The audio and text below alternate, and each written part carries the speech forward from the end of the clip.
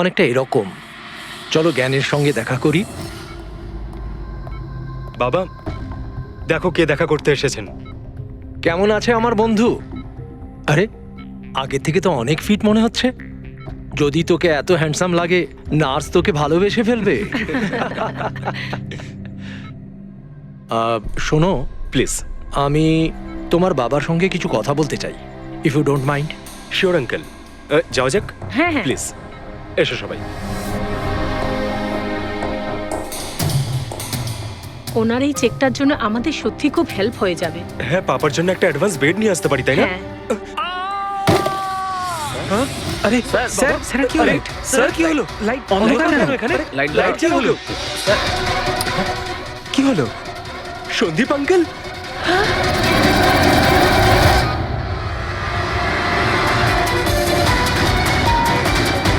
I think he is dead.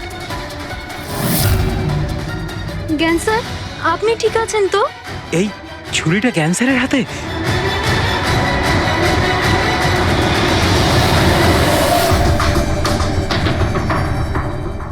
আচ্ছা, তুমি এটা বলছো যে তোমার বাবা জ্ঞানবাবুর হাতে ছুরি ছিল, কিন্তু উনি সন্দীপ বাবুর খুন করেননি। স্যার উনি কিভাবে খুন করতে পারেন? 2 বছর ধরে তো উনি প্যারালাইজড। ওনার CLIS হয়েছে। Complete locking syndrome.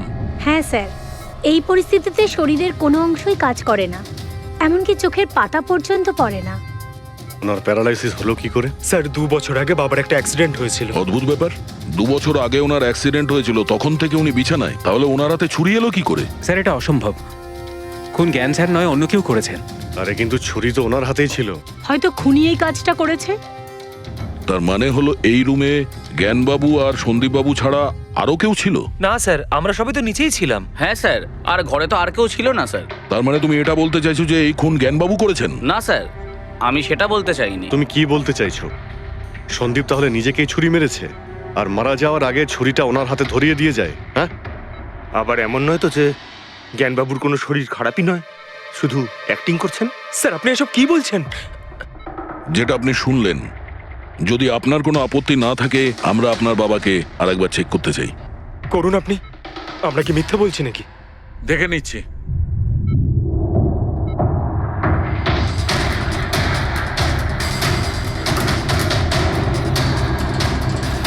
এনার তো পায়ের মাংসপেশিগুলো টোটাল অ্যাট্রোফিক হয়ে গেছে। তার মানে মানে এক কথায় বলতে পারো যে পায়ের মাংসপেশিগুলো একদম ওই শিথিল হয়ে গেছে। উনি যদি চানও তাহলে 1 ইঞ্চিও এই খাট থেকে নড়তে পারবেন না। স্যার এবার তো আপনাদের বিশ্বাস হয়েছে তাই না, যে আমার বাবা নাটক করছে না? এটা তো একদম শিওর যে ওই সময় তৃতীয় কেউ ছিল এখানে। আচ্ছা, এই উনি আবার জানালা দিয়ে আসেনি তো? পঙ্কজ, ফ্রেডি, তোমরা জানালার আশপাশটা ভালো করে চেক করে দেখো তো কোনো প্রমাণ পাওয়া যায় কিনা। স্যার অদ্ভুত ব্যাপার, প্রথমবার এইরকম হলো যে খুনির সাক্ষী এখানে রয়েছে কিন্তু সাক্ষ্য দিতে পারবেন না। সেটা পাওয়া যেতে পারে স্যার, সাক্ষ্য কি করে পাবো? এই মেশিনের সাহায্যে, যার নাম হলো BCI, ব্রেন কম্পিউটার ইন্টারফেস। এই মেশিনটা প্যারালাইজড পেশেন্টদের অনুভবগুলোকে বুঝতে সাহায্য করে। অদ্ভুত ব্যাপার, এটা কি সম্ভব? নিশ্চয়ই সম্ভব স্যার। স্যার এই মেশিনটা রক্তের অক্সিজেন ফ্লোকে বুঝে নিয়ে পেশেন্টের অনুভবগুলোকে ব্যক্ত করে দেয়। একটু ভালো করে এক্সপ্লেন করো দেখি।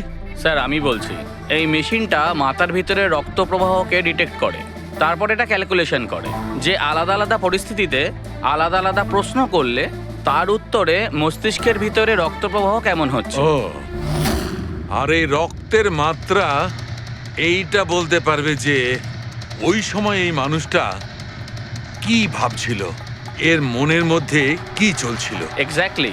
Good, very good. Freddie sir, এখান থেকে ওপরে যাওয়ার কোনো রাস্তা নেই। সে আমি জানি। এই পাইপটা দেখ, খুনি এই পাইপটা বেয়েই উপরে উঠেছিল, খুন করে এই পাইপটা ধরেই বেয়ে নিচে নেমে গেছিল। আর ওই ভাঙা টপটা দেখতে পাচ্ছিস, ওইটার উপরই পড়ে দৌড়ে পালিয়েছিল। চলুন স্যার নিচে গিয়ে দেখি। চল। আমার বাবা অ্যাক্সিডেন্টের আগে এই টেকনিকটাকে আরো এগিয়ে নিয়ে যেতে চেয়েছিলেন। বাবা সবসময় এটা বিশ্বাস করতেন যে বিজ্ঞানের কাছে সব প্রশ্নের উত্তর রয়েছে, প্রয়োজন শুধু চোখ খুলে সমাধানটা খুঁজে বের করা। আপনার বাবা একদম ঠিক কথা বলতেন। হ্যাঁ স্যার, জ্ঞান স্যার চেয়েছিলেন যে বিজ্ঞানের জন্য তারা চোখে দেখতে পাক যারা দৃষ্টিহীন, যারা শুনতে পায় না তারা যেন শুনতে পায়। মানুষের উপকার করতে চেয়েছিলেন জ্ঞান স্যার। আর নিয়তির খেলা দেখুন, আজ ওনারই আবিষ্কার ওনাকে সাহায্য করছে, যেটা একদিন ওনার অনেক বড় স্বপ্ন ছিল। ঠিকই বলছেন স্যার, টপটা তো ভাঙা। আর এই দেখ, পায়ের এই ছাপগুলো দেখ, খুনি এই পথেই পালিয়েছিল। স্যার এখানে দেখুন, রক্ত স্যার। তার মানে পঙ্কজ, ঘরের ভেতর আরো কেউ ছিল যে সন্দীপ বাবুকে খুন করেছে। রক্তের এই স্যাম্পলটা নিয়ে ফরেন্সিক ল্যাবে যাওয়া যাক। আচ্ছা, এই জ্ঞানবাবু বিসিআই এর সাহায্যে কি কথা বলতেন? যেরকম ওনার যখন খিদে পেত উনি সেটা বলতেন, যদি ওনার বেড প্যানের প্রয়োজন হতো সেটাও বলতেন, এমনকি বাবা ওটা দিয়ে দাবাও খেলতেন স্যার। কি দাবা খেলতেন? গ্রেট। হ্যাঁ স্যার, যেমন যেমন প্যাটার্ন এনার মনের মধ্যে তৈরি হতো সেই অনুযায়ী অক্ষরের পেছনে লাইটগুলো জ্বলে উঠতো, আর আমরা অক্ষরগুলোকে মিলিয়ে বুঝে যেতাম যে ইনি কি বলতে চাইছেন। তাহলে তো উনি বলতে পারবেন যে খুনি কে? হ্যাঁ স্যার, নিশ্চয়ই। স্যার বাবাকে একবার জিজ্ঞেস করা উচিত। অবশ্যই করব, আগে তো আমরা ভালো করে তদন্ত করে নিই।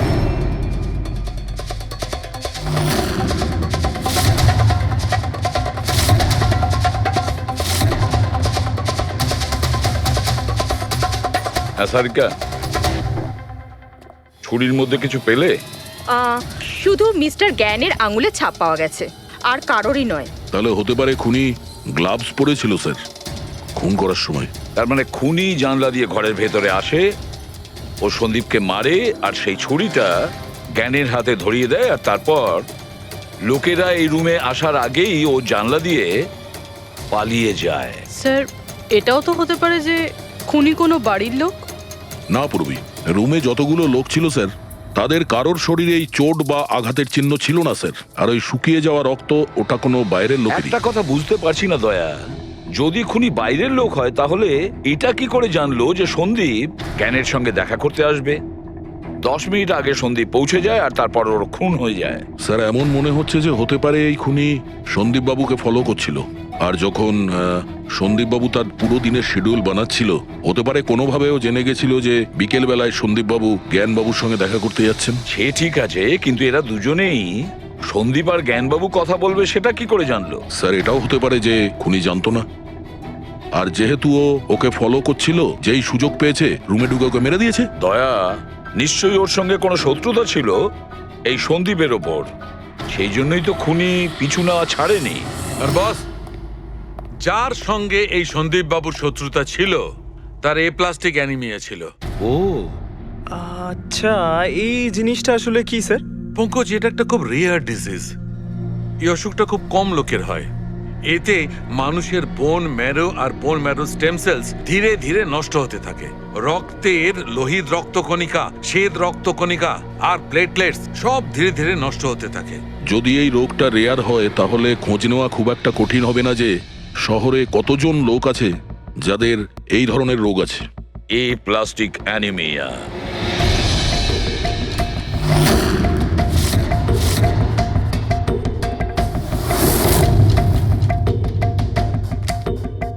হ্যাঁ দা, কিছু পেলে?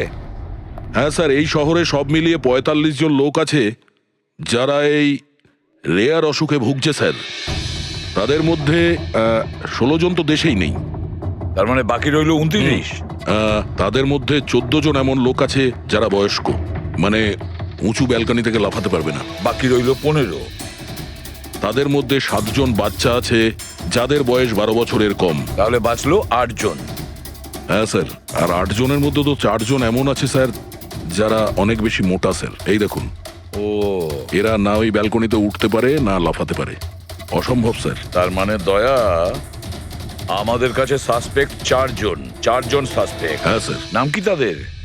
স্যার লীলা, রমেশ, সুনীল আর হেমন্ত। নীলা, রমেশ, সুনীল আর হেমন্ত। রবি, স্যার, একটু দেখো তো আমাদের ক্রিমিনাল ডেটাবেসে কোনো পুরনো পাপি কিনা।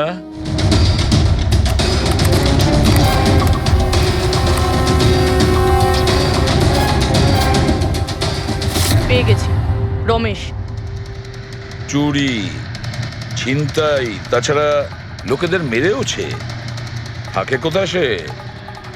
সরোজনগর চল। নিয়ে এসে একে।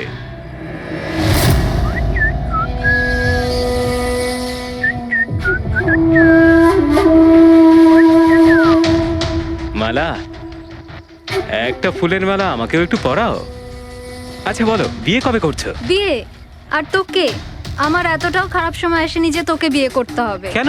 তুই এতটাই খারাপ দেখতে যে তোর বাড়ির আয়না ভয় পেয়ে যায় তোকে দেখে। কিন্তু তোমার বাড়ির আয়না তোমার জন্য কবিতা বলে, এটা আমি খুব ভালো করে জানি। আরে তোর হাতে আবার কি হলো? আরে কিছু না, শত্রুর সাথে যুদ্ধ করতে গেলে এরকম চোট লেগেই থাকে মালা দেবী। নাটক করিস না, বল কি হয়েছে? ব্যাপারটা এই যে আমি হেঁটে হেঁটে যাচ্ছিলাম, হঠাৎ করে দেখলাম একটা বুড়ি মহিলা রাস্তা পেরোনোর জন্য এগোচ্ছিল। তখনই উল্টো দিক থেকে একটা মোটরসাইকেল খুব জোরে, খুব স্পিডে, 100 স্পিডে ওর দিকেই এগোচ্ছিল। যখনই মোটরসাইকেল ওই বুড়ি মহিলাকে ধাক্কা মারতে যাচ্ছিল, মাঝখানে পৌঁছে গেলাম আমি আর বাঁচিয়ে নিলাম ওকে। আচ্ছা, তুই এতটাই সাহসী? আমি কি কি ভালো পারি সে ব্যাপারে তো তুমি এখনো জানোই না। আচ্ছা বল, আর কি কি গুণ আছে তোর মধ্যে? আমার ভালো গুণগুলো হলো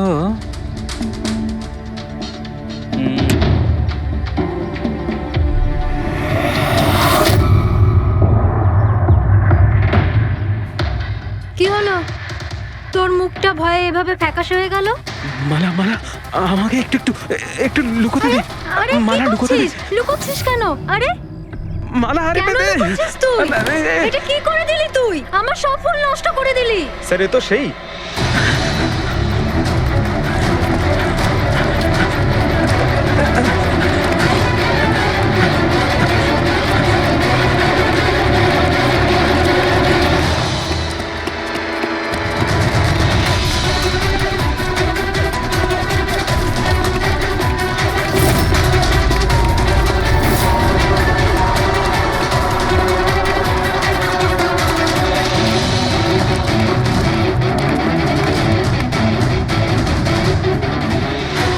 পালিয়ে গেছে মনে হয় স্যার।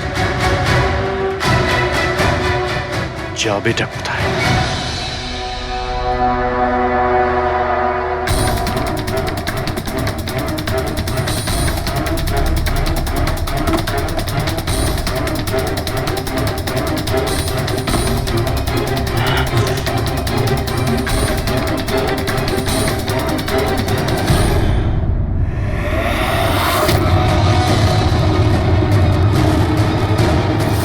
আয় আয় আয়, তোরই বাড়ি এটা। দৌড়াচ্ছিস কোথায়? হ্যাঁ, সিআইডি থেকে পালানো তো সহজ নয়। আমার একটা গুণ আছে, যখন আমি রেগে যাই তখন অপরাধীর খারাপ সময় শুরু হয়ে যায়। এর তো খারাপ টাইম শুরু হয়ে গেছে স্যার।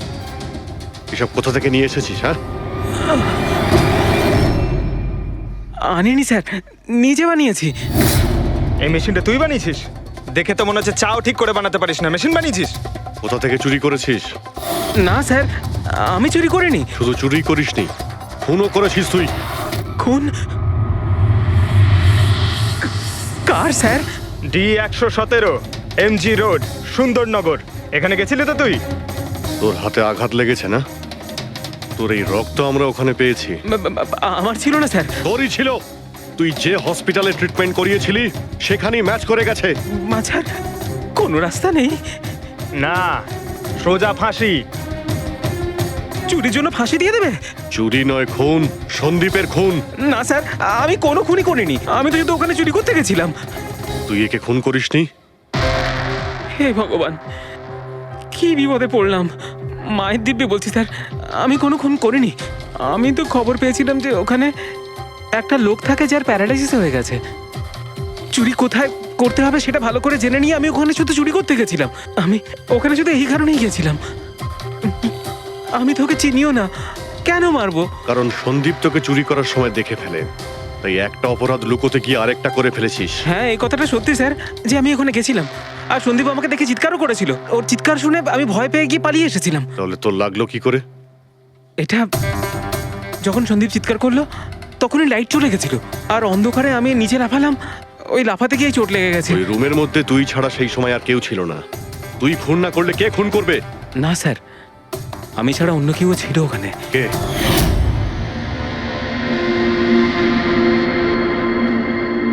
কে কে তুমি? হ্যাঁ, অন্ধকারে মুখটা তো ঠিক দেখতে পাইনি, তবে ওর ঘড়িটা চকচক করছিল। ঘড়ি? সন্দীপ তো কোনো ঘড়ি পড়েছিল না। স্যারও মিথ্যে বলছে। কোনো মানুষ ছিল না, কোনো ঘড়ি ছিল না। কেউ ছিল কি ছিল না তার উত্তর তো ওই দিতে পারবে। জ্ঞান, উনি আজ কেমন আছেন? স্যার আগের থেকে বেটার, কিন্তু আজকে কিছু জিজ্ঞাসা করতে চান ওনাকে? শুরু করি। শিওর স্যার, কিন্তু আপনারা যা জিজ্ঞেস করতে চান একটু স্লোলি জিজ্ঞাসা করবেন স্যার, যাতে উনি আপনাদের এক একটা শব্দ বুঝতে পারেন স্যার। হ্যাঁ, জ্ঞানবাবু, এ রমেশ, এ একজন চোর। যে রাতে সন্দীপ বাবুর খুন হয়েছিল ও এখানে চুরি করতে এসেছিল। ও বলছে যে সেই রাতে এখানে অন্য কাউকে দেখেছিল।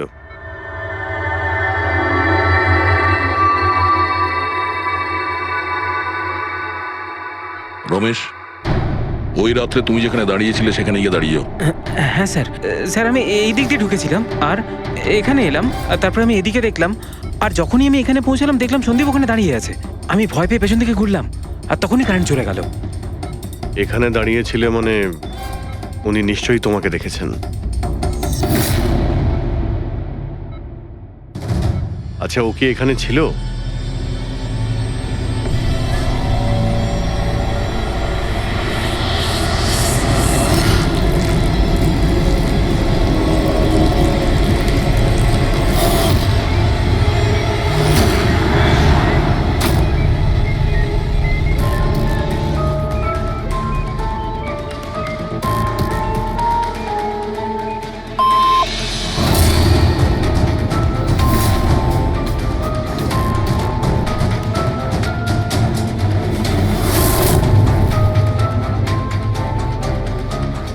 আচ্ছা, রমেশই কি খুন করেছিল?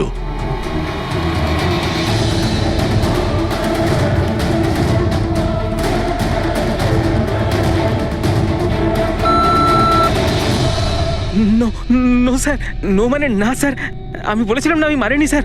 হ্যাঁ ঠিক আছে, তুমি এদিকে দাঁড়াও। আচ্ছা আচ্ছা, আপনি এটা বলুন, আপনি কি খুনিকে দেখেছেন? আপনি চেনেন খুনিকে?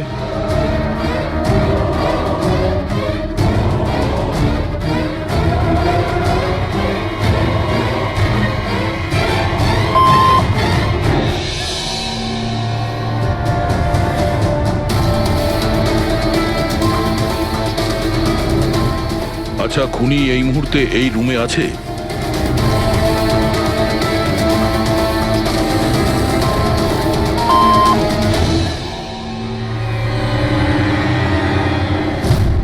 তার মানে খুনি আমাদের মধ্যে কেউ একজন। আপনার কোনো স্টুডেন্ট?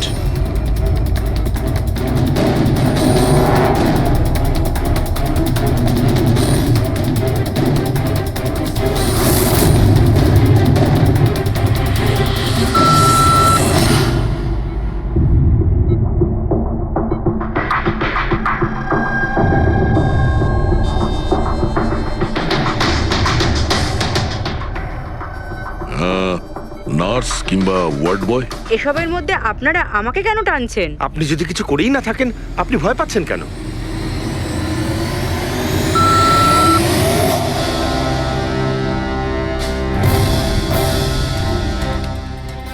জ্ঞানবাবু, তাহলে শুধুমাত্র তো আপনার ফ্যামিলির লোকেরা আছে।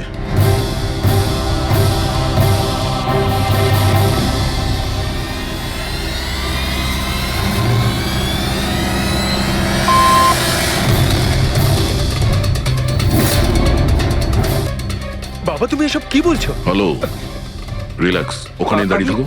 যাও, ওখানে দাঁড়িয়ে থাকো। আচ্ছা, এটা বলুন, আপনার ছেলেই কি খুনি?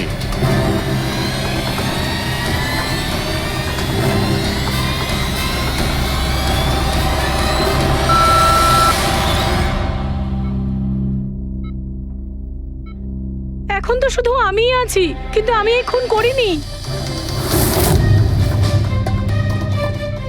জ্ঞানবাবু, আচ্ছা জ্ঞানবাবু, রিনা খুনি?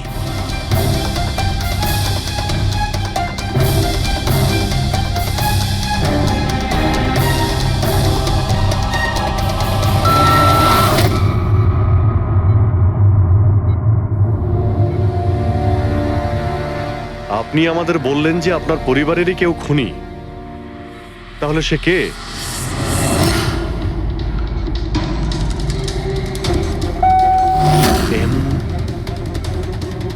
এম? আপনাদের মধ্যে কার নাম এম থেকে শুরু হয়?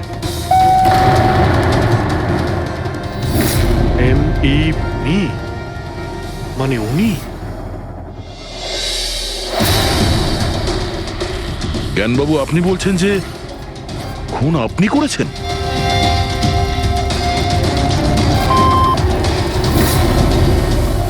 বুঝতে পারছি না ইনি কেন আমাদের সঙ্গে এরকম খেলা খেলছেন। কালকের কাগজে হয়তো আসবে যে সিআইডি নাকি খুনের অপরাধে এমন লোককে অ্যারেস্ট করেছে যে নাকি প্যারালাইসিস হয়ে পড়ে আছে 2 বছর ধরে। খুনি নিশ্চয়ই জ্ঞানবাবুর আশেপাশের কেউ। উনি ওকে বাঁচানোর চেষ্টা করছেন, জানি না কেন। সমস্ত অভিযোগ উনি নিজের মাথায় নিচ্ছেন। যদি সে আপন কেউ হয় তাহলে সেই ছুরি ওনার হাতে কেন দিতে যাবে? অন্য কারোর হাতে দিত, যাকে সহজেই বিশ্বাস করা যেত। আর কারোর ওপর যদি দোষ চাপানোরই হয় তাহলে জ্ঞানবাবু ওকে বাঁচাচ্ছেন কেন, যখন এই সন্দীপবাবু ওনার খুব ভালো বন্ধু, ভাইয়ের থেকে? এটাই তো সব থেকে বড় বন্ধু, ভাইয়ের থেকেও বড় বন্ধু। কিছু তো একটা গোলমাল আছে। এ কি সত্যিই বন্ধু নাকি শত্রু? জ্ঞানবাবুর ছেলে বলছিল সন্দীপবাবু ওনাকে 2 বছর ধরে টাকা পাঠাচ্ছিল, ওনার অসুখের সময় ওনার পাশে ছিল। তার উপরে স্যার, ঘটনার দিন সন্দীপ 25 লাখের চেক নিয়ে এসেছিল। ওনার ফ্যামিলি মেম্বার তো এটাই ভাববে যেটা দেখানো হয়েছে।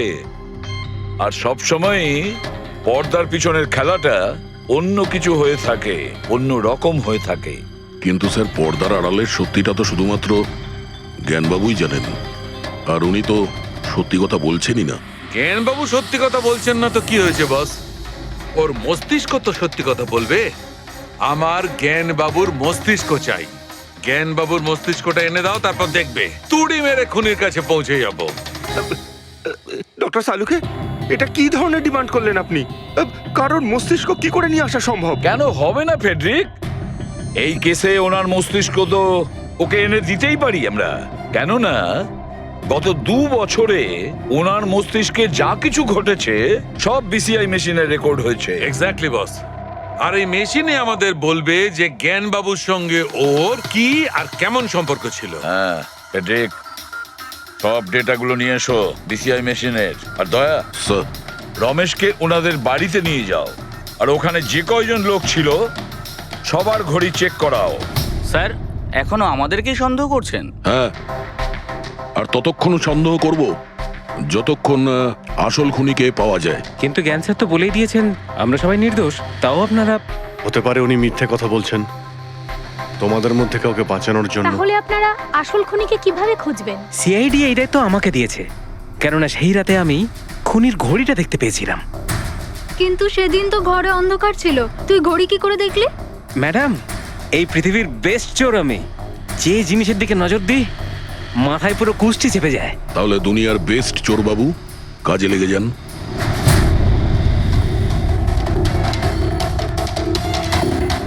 সস্তা, টেকসই, সুন্দর, 11,000 টাকা। না, এ নয়।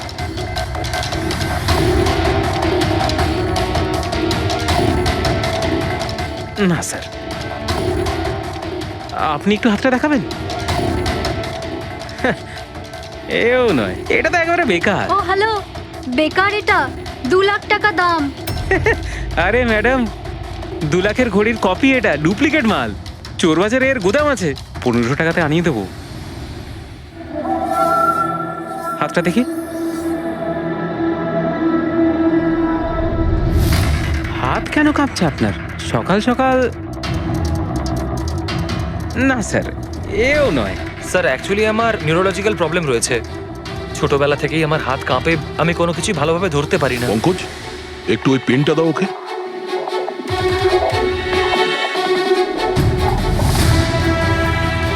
ঠিক করে ধরবেন আপনি।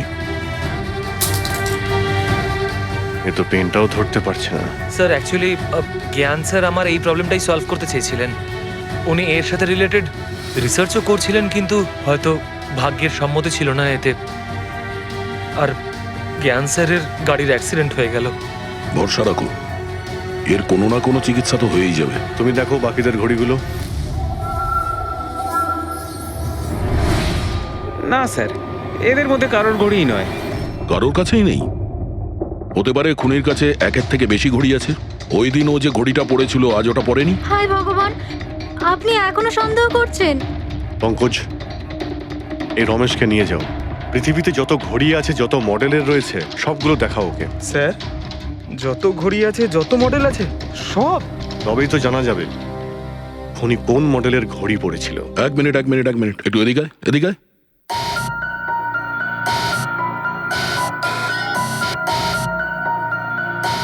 এই নাও, নিজের মানিব্যাগ সাবধানে রাখবেন যখন এই লোকটার সাথে আছে। হ্যাঁ, বলেছিলাম না পৃথিবীর বেস্ট চোর আমি। আর দীপিকার ইয়াররিং আমার ইয়াররিংস? বার কর। স্যার, আপনি এটাও দেখে ফেলেছেন? সিআইডি থেকে কিছু লুকোনো যায় না। হ্যাঁ, যা। আয় বেস্ট চোর, এদিকে আয়। আপনারা এটা বলুন যে এই জ্ঞানবাবু আর সন্দীপের মধ্যে কোনো কি প্রবলেম চলছিল? স্যার খুব ভালো সম্পর্ক ছিল। তাহলে জ্ঞানবাবু সন্দীপবাবুর খুনের অভিযোগ নিজের মাথায় নিলেন কেন?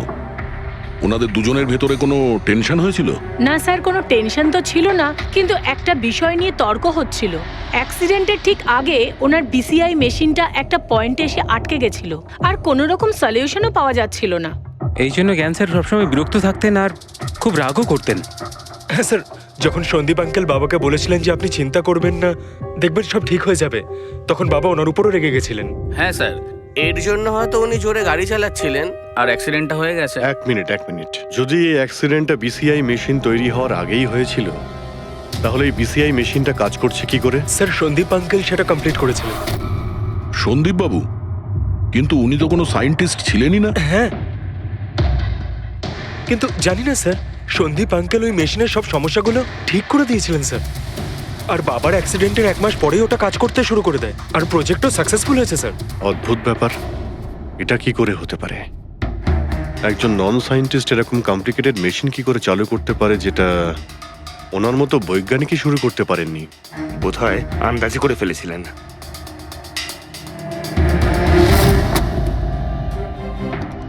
মাই গড, গত 2 বছরে এত ডেটা বেরিয়েছে ওনার একার? হ্যাঁ বস, আর এই পেপারগুলোর প্রত্যেকটা জায়গা খুঁটিয়ে খুঁটিয়ে ভালো করে দেখতে হবে যে সত্যিটা কি ছিল, যেটা জ্ঞানবাবু আমাদের থেকে লুকোতে চাইছেন। এক একটা শব্দ, এক একটা অক্ষর জুড়ে তার প্যাটার্ন বানিয়ে দেখতে হবে। চলে এসো, সবাই মিলে কাজ করি। সবাই চলে এসো। ফ্রেডি,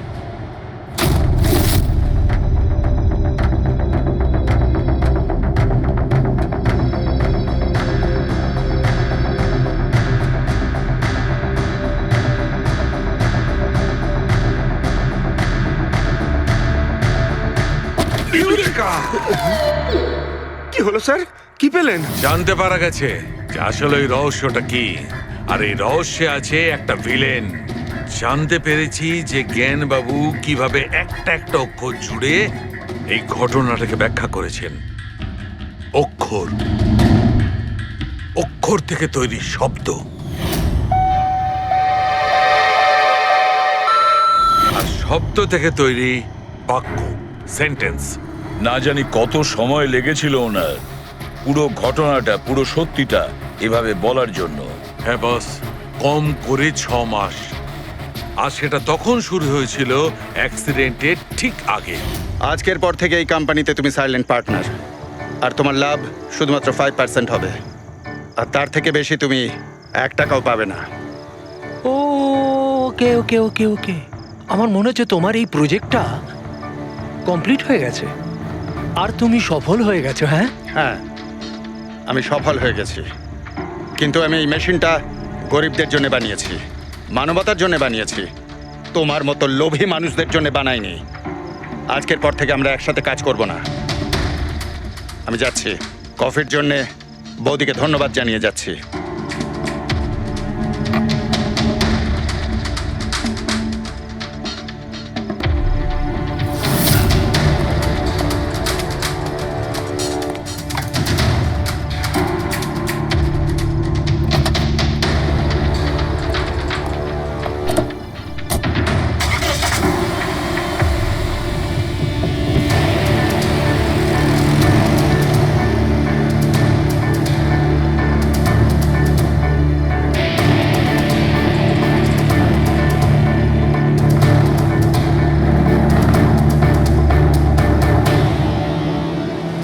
এ কি হলো? হঠাৎ করে গাড়ি ব্রেক ধরছে না কেন?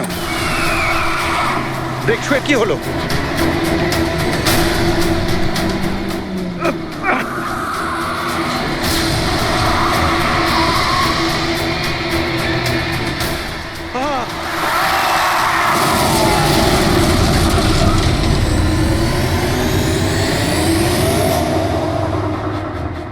এবার বুঝতে পেরেছো আমাকে ঘাঁটানোর পরিণাম? আমাকে তুমি 5% দিতে যাচ্ছিলে, তাই না? এবার দেখো, আমি তোমাকে 5% দেব সারা জীবনের জন্য। তার মানে সন্দীপ যে বন্ধুত্বের নাটকটা করছিল আসলে ও মুখোশ পড়া শয়তান ছিল। আর স্যার, যদি পুরো ডেটা এই কাগজে লেখা থাকে, তার মানে হলো জ্ঞানবাবু এই কথাটা নিজের মনে রাখেননি, কাউকে না কাউকে সন্দীপবাবুর আসল উদ্দেশ্যটা বলেছেন।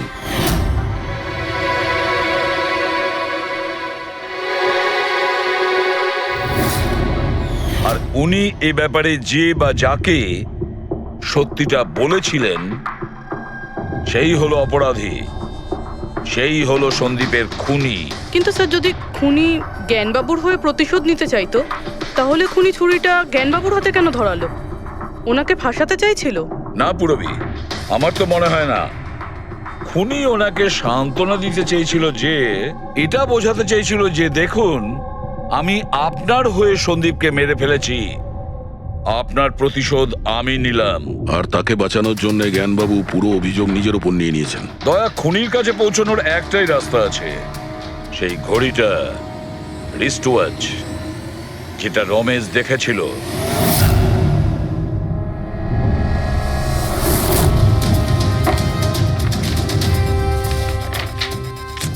আরে ভাই, তাড়াতাড়ি কর, এত সময় নেই আমাদের কাছে।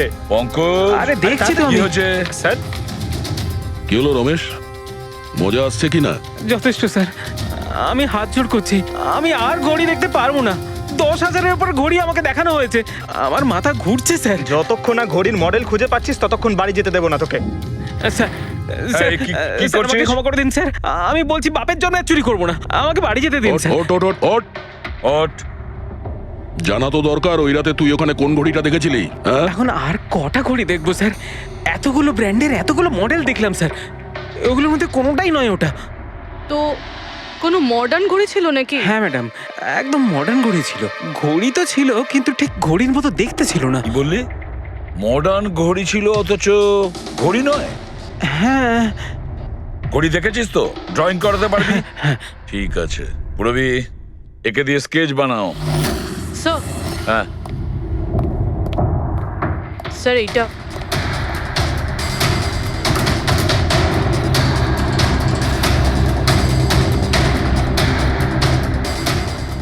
মাই গড, কি হলো? 1 মিনিট বস, একদম জ্যাকপট লেগে গেছে। রমেশ, এদিকে এসো। ওকে। মন দিয়ে দেখো, এই ঘড়িটাই ছিল। এটাই ছিল, একদম এটাই ছিল স্যার। এটা কিরকম ঘড়ি স্যার? চুরি করলে কত পয়সা পাবো? পয়সা নয়, টাকা পাবে, লাখ লাখ টাকা।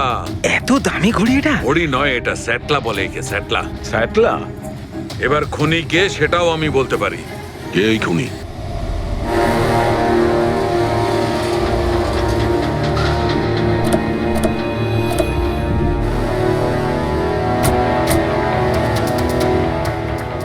আপনি একটু আপনার হাজবেন্ডকে ডাকুন। কিন্তু আপনারা কারা? আপনি ডাকুন না ওনাকে, উনি চেনেন আমাদের। সোনু, সোনু একটু বাইরে এসো, কারা দেখা করতে এসেছে।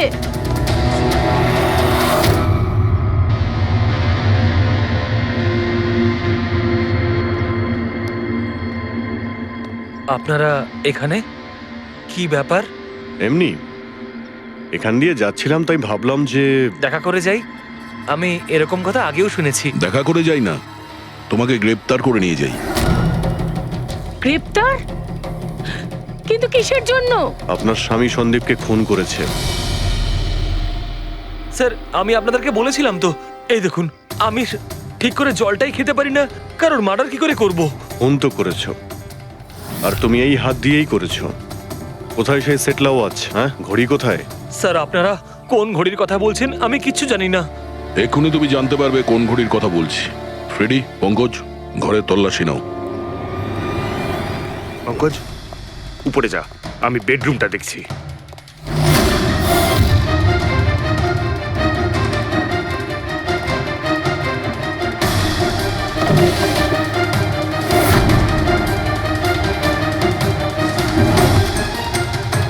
কিচ্ছু নেই।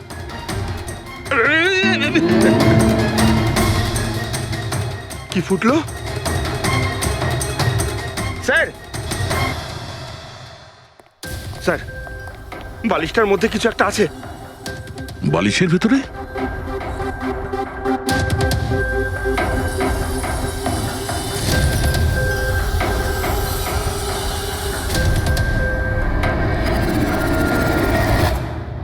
তাই তো, ঘড়ির মতো দেখতে। হ্যাঁ। এই ঘড়িটা কার? আর এই বালিশের ভেতরে কি করছে? আমি কি করে জানবো? যে দোকানদারের থেকে বালিশটা কিনেছিলাম তারই হবে। পড়ো এটা। স্যার, আমি কারোর ঘড়ি কেন পড়তে যাবো স্যার? তুমি এটা পড়বে নাকি অ্যারেস্ট করবো আমরা?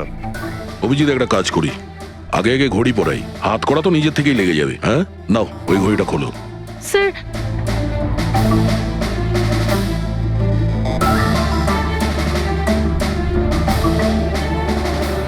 আরে বাহ, দেখো, এর হাত কাঁপা বন্ধ হয়ে গেছে। হ্যাঁ স্যার, তো চমৎকার হয়ে গেল, এর হাত কাঁপা থেমে গেল। এটা কোনো চমৎকার নয়, এটা সায়েন্স। এবার দেখো এই ঘড়িটা পরার পরে সোনু কত সহজে খুন করতে পারে।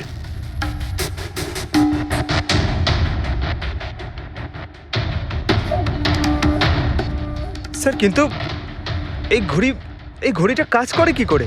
এটাকে সেটলা বলে পঙ্কজ। মোশন সেন্সর আর আর্টিফিশিয়াল ইন্টেলিজেন্স টেকনিক দিয়ে বানানো হয় এই ঘড়ি, কারণ ওর মতো যাদের এই রোগ আছে তাদের জন্য, মানে যাদের হাত কাঁপে। শুধু একটাই উদ্দেশ্য ছিল আমার, প্রতিশোধ আর প্রতিশোধ। জ্ঞান স্যার আমাকে বিসিআই এর সাহায্যে সবকিছু বলে দিয়েছিলেন। আপনাকে কথা দিচ্ছি স্যার, আপনার শত্রুদের শাস্তি দিলেই আমি একটু শান্তি পাবো। এটা আমার তরফ থেকে ছোট্ট গুরুদক্ষিণা মনে করতে পারেন। সেদিন কোম্পানির অ্যানিভার্সারি ছিল, আর আমি জানতাম যে সন্দীপ ওখানে নিশ্চয়ই আসবে। প্রত্যেকবারের মতন জ্ঞান স্যারের সাথে ও ওটাই করবে।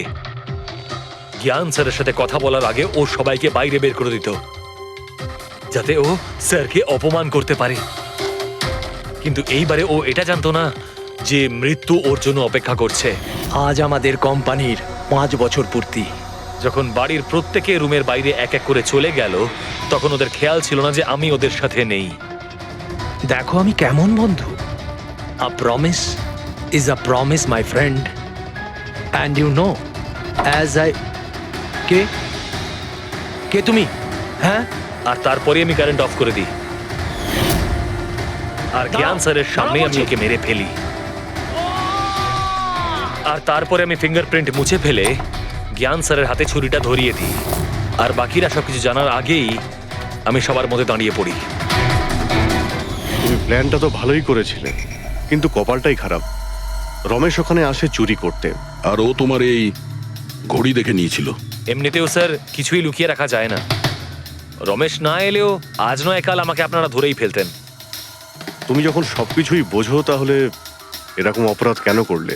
জ্ঞান স্যারের ঋণ শোধ করতে।